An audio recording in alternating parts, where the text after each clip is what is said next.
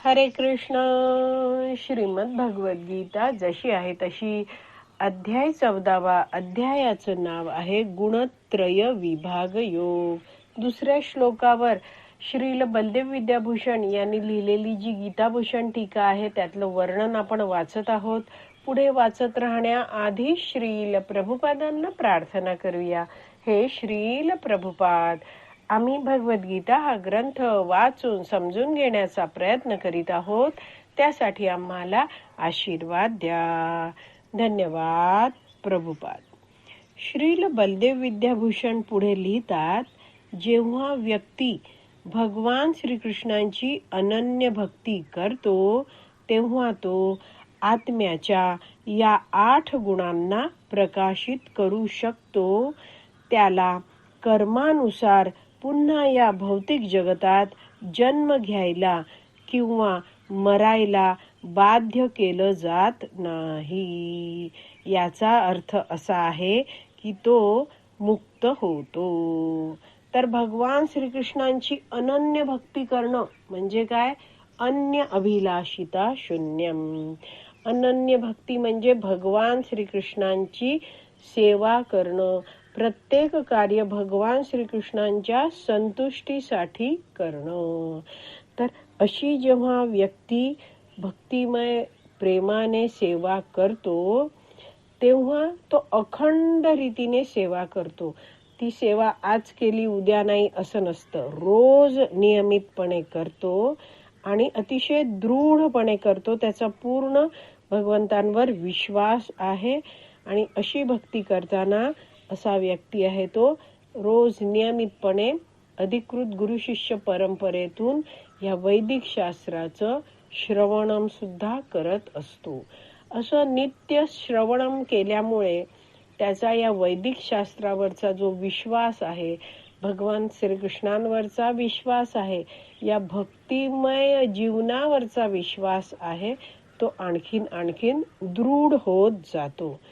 असा भक्त आहे तो कुठच्याही संकटाने, कुठच्याही दुःखाने विचलित होत नाही. त्याला जाणीव आहे, अवश्य रक्षिवे कृष्ण. माझं रक्षण नक्कीच भगवंत सर्व परिस्थितीत करणार आहेत. हा विश्वास घेऊन हा भक्त आहे तो भगवान श्रीकृष्णांना पूर्णपणे शरणागत होतो. आणि अशी जेव्हा तो अनन्य भक्ती करतो तेव्हा आत्म्याचे जे गुण आहेत, जे आपण कालच्या भागात वाचले आहेत, ते सगळे गुण तो आध्यात्मिक जगतात जाऊन प्रकाशित करू शकतो.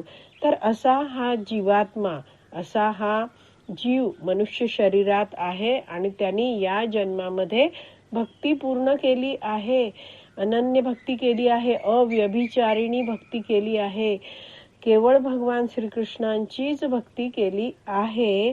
असा व्यक्ती आहे तो भगवत धामात निघून जातो.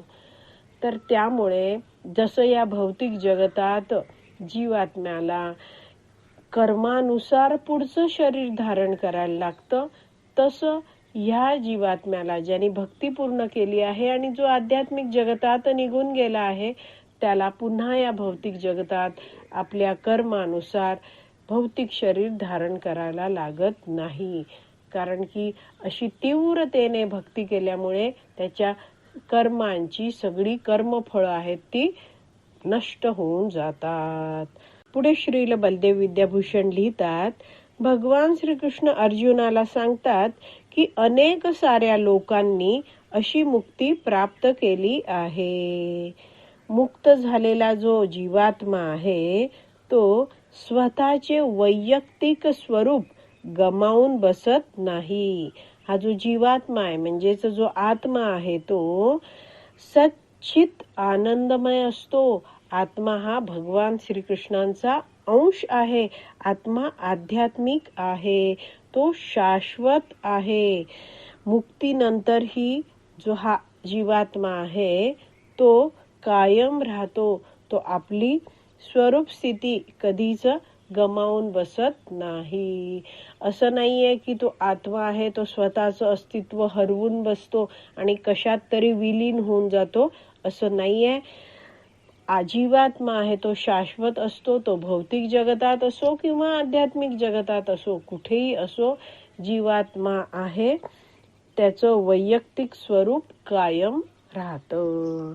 श्रील बलदेव विद्याभूषण या दुसऱ्या श्लोकाच्या दुसऱ्या ओळीतल्या व्यथंती या शब्दाबद्दल लिहितात.